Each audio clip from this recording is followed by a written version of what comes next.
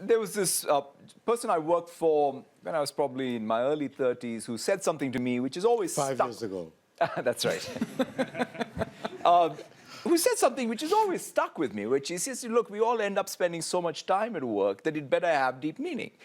And so in some sense, where does that meaning come from? How do you cultivate it? And I think empathy, I mean, to me, that word, I think is at the core of what we all need in order to create what we create. So if you sort of say, where does innovation come from? Innovation comes from because somehow you were able to meet the unmet, unarticulated needs of customers. To me, that's empathy, right? I mean, and you just can't go to work and say, let me switch on the empathy button. And so you need to cultivate what is happening in your life to be able to be innovative at work. And I believe that. In fact, recently we even put together management training. So we have 18,000 managers at Microsoft.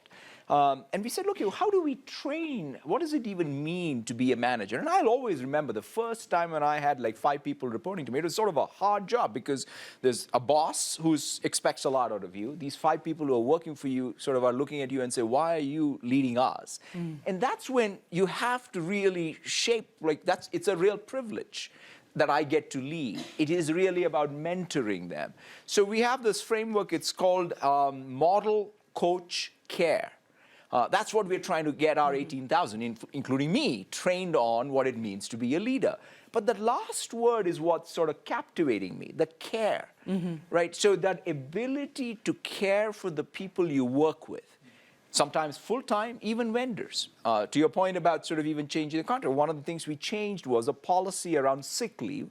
And we said, okay, if you're a full-time person at Microsoft, you have a certain set of benefits. But here are people who are contractors, who live amongst us, who work amongst us.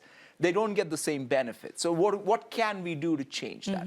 So I think doing all that is what will get you to be more empathetic